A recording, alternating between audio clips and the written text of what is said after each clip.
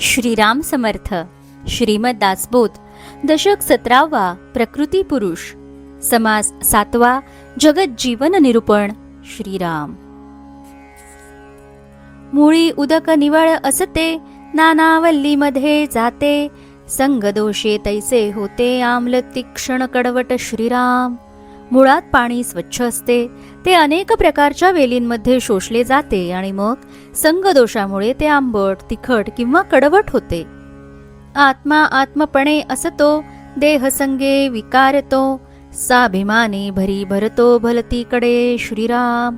आत्मा हा मुळात आत्मरूपानेच असतो. देहाच्या संगतीने त्याच्या ठिकाणी विकार उत्पन्न होतात आणि देहाचा अभिमान धरून भलत्याच भरीला पडून भलतीकडेच जातात. बरी संगती सापडली, जैसी उसास गोडी आली. विषयवल्ली फापावली, घातकी प्राणी. श्रीराम. जर माणसाला उत्तम संगती मिळाली तर उसात पाण्याने गोडी यावी तसे कल्याण होते. पाण्याने विषयवल्ली फोफावते, त्याप्रमाणे वाईट संगतीने माणूस घातकी बनतो. 18 भार वनस्पती, गुण सांगावे ते किती. नाना देहाचे संगती, आत्मयास होये. श्रीराम. 18 भर वनस्पती आहेत, त्यातील प्रत्येक वनस्पतीचा गुण वेगवेगळा असतो. त्या गुणांचे वर्णन करणे कसे शक्य आहे? आत्म्यालाही नाना देहांची संगती लाभते व त्यास अनुसरून गुण त्याच्या ठिकाणी प्रगट होतात. त्यामध्ये कोणी भले, ते संत संगे निघाले.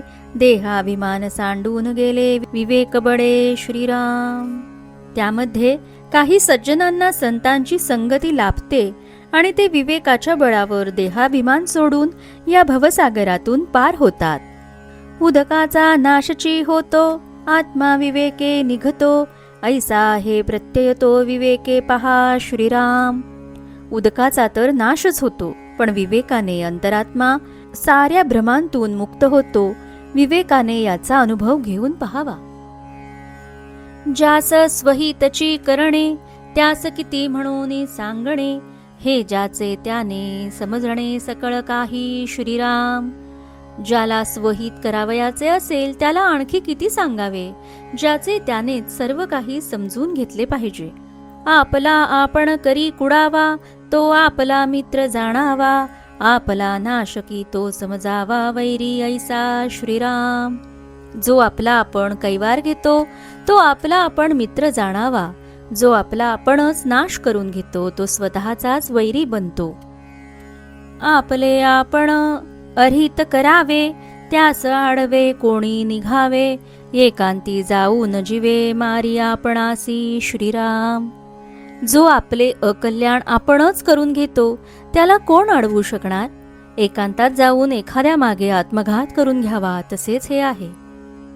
जो आपला आपण घातकी, तो आत्महत्यारा पातकी. या कारणे विवेकी धन्य साधू. श्रीराम. जो आपला घात आपणच करून घेतो, तो आत्महत्यारा अत्यंत पातकी आहे असे समजावे. म्हणून जो विवेक करतो तो साधू धन्य होय. पुण्यवंता सत्संगती, पापिष्टान असत्संगती. गती आणि अवगती संगती योगे. श्रीराम. जो पुण्यवान असतो त्याला सत्संगती मिळते, तर अत्यंत पापी माणसाला दुर्जनांची संगत लाभते. जशी संगती लाभते त्याप्रमाणे सद्गती अथवा अधोगती प्राप्त होते.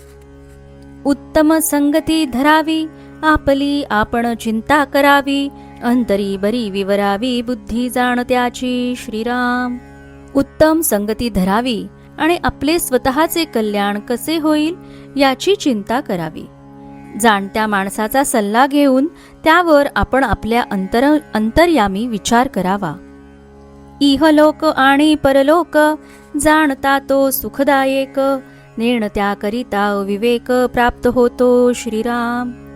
जाणत्या माणसाच्या संगतीने इहलोक आणि परलोक दोन्ही सुखदायक ठरतात. अज्ञानी माणसाची संगत केली की अविवेक प्राप्त होतो. जाणता देवाचा अंश, नेणता म्हणजे तो राक्षस. यामध्ये जे विशेष ते जाणून घ्यावे. श्रीराम. जाणता हा देवाचा अंश असतो, तर नेणता म्हणजे राक्षसच समजावा. या दोघात कोण श्रेष्ठ कनिष्ठ ते जाणून घ्यावे. जाणता तो सकळा मान्य, नेणता होतो अमान्य, जेणे करिता होई जे धन्य तेची घ्यावे श्रीराम. जाणता असतो तो सर्वांना मान्य असतो, नेणता असतो तो लोकांना अमान्य असतो, म्हणून ज्याच्या संगतीने धन्यता लाभत असेल तेच स्वीकारावे. साक्षपी शहाण्याची संगती, तेणे साक्षपी शहाणे होती. साक्षपी शहाण्याची संगती, तेणे साक्षपी शहाणे होती. आळसी मूर्खाची संगती, आळसी मूर्ख श्रीराम. उद्योगी प्रयत्नशील शहाण्या माणसाच्या संगतीने लोकही साक्षेपी शहाणे होतात, तर आळशी आणि मूर्खांची संगती केल्याने करणाराही आळशी आणि मूर्ख बनतो. उत्तम संगतीचे फळ सुख, अधम संगतीचे फळ दुःख. आनंद सोंडून या शोक कैसा घ्यावा श्रीराम. उत्तम संगतीचे फळ सुख असते, अधम संगतीचे दुःख प्राप्त होते. मग आनंद सोडून माणसाने शोक कशाला प्राप्त करून घ्यावा. ऐसे हे प्रगट दिसे, जनामध्ये उदंड भासे. प्राणी मात्र वर्ततसे उभये योगे श्रीराम. जगात या दोन्ही गोष्टी प्रत्यक्ष पाहावयास मिळतात. दोन्ही प्रकारची उदंड उदाहरणे आहेत, पण तरी प्राणी मात्र दोन्ही मार्गाचे अवलंबन करताना दिसतात.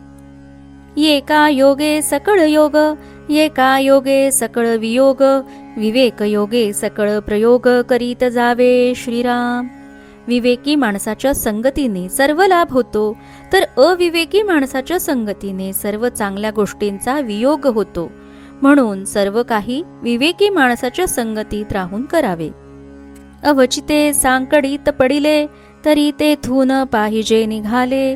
निघून जाता झाले परमसमाधान श्रीराम. माणूस अचानक जर अडचणीत सापडला तर तेथून निघणे भागच असते. तसे निघाल्यावर मग परमसमाधान प्राप्त होते. नाना दुर्जनांचा संग, क्षण क्षणा मनभंग. या कारणे काही रंग राखून जावे श्रीराम. अनेक दुर्जनांच्या संगतीत क्षणाक्षणाला मनाविरुद्ध गोष्टी घडतात, मानभंग होतो. म्हणून आपला स्वाभिमान दुखावला जाणार नाही इतपतच जवळीक करावी. शहाणा येत न त्याच्या गुणे, पाहो जाता काय येऊणे.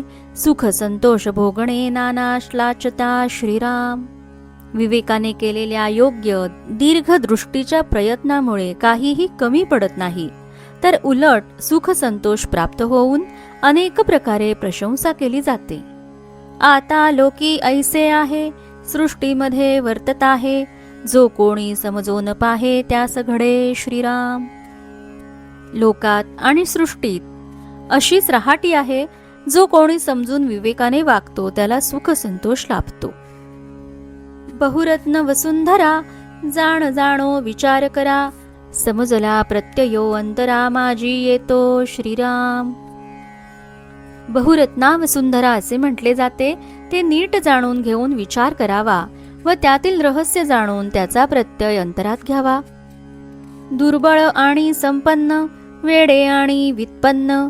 हे अखंड दंडायमान असतची असे श्रीराम. दुर्बल आणि संपन्न, वेडे आणि व्युत्फुल्ल अशी दोन्ही प्रकारची माणसे जगात असतात. ही जगाची अनुल्लंघनीय रहाटी अशीच चालत आलेली आहे. एक भाग्य पुरुष मोडती, एक नवे भाग्यवंत होती. तैसीच विद्या विल्पती होत जाते श्रीराम. एखादा भाग्यवान पुरुष निर्धन होतो किंवा नष्ट होतो, तर कोणी एखादा नवीन भाग्यवंत होतो. विद्या आणि व्युत्पत्तीच्या बाबतीतही असंच घडत असते. त्या पण येतात आणि जातात. एक भरे एक रीते, रीते मागुते भरते. भरते ही रीते होते काळांतरी श्रीराम. एक संपन्न तर एक भिकारी दिसतो. प्रयत्नाने भिकारी संपन्न होतात, परंतु ही संपन्नता ही कायम टिकणारी नसते. हा चक्रमे निक्रम रहाटाच्या गाडग्याप्रमाणे एकदा भरण्याचा आणि एकदा रिकामे होण्याचा क्रम हा या सृष्टीचा नियमच आहे. ऐसे हे सृष्टीची चाली, संपत्ती दुपारची सावली. वयोसा तरी निघून गेली हळूहळू श्रीराम. अशी ही सृष्टीची प्रथाच आहे. दुपारची सावली जशी थोड्या वेळा पायाखाली दिसते, तशी संपत्ती ही थोडा वेळ टिकून नाहीशी होते. आयुष्यातील वर्षेही हळूहळू निघून जात असतात. बाळ तारुण्य आपले वृद्धाप्य प्रचितीस आले, ऐसे जाणून सार्थक केले पाहिजे कोणी एके श्रीराम. बालपण तारुण्य निघून गेले, आता वृद्धावस्थेचा अनुभव येऊ लागला.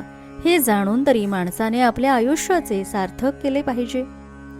देह जैसे केले तैसे होते, यत्न केल्या कार्ये साधते, तरी मग कष्टावे ते काय निमित्त श्रीराम. देहाला जसे वळण लावावे तसा तो होतो, त्याचे सार्थक करण्याचा प्रयत्न केला तर ते कार्यही साध्य होते, तर मग कष्टी होण्याचे निराश होण्याचे कारणच काय. इति श्रीदासबोधे गुरुशिष्य संवादे जगज्जीवन निरूपण नाम समास 7वा समाप्त. जय जय रघुवीर समर्थ.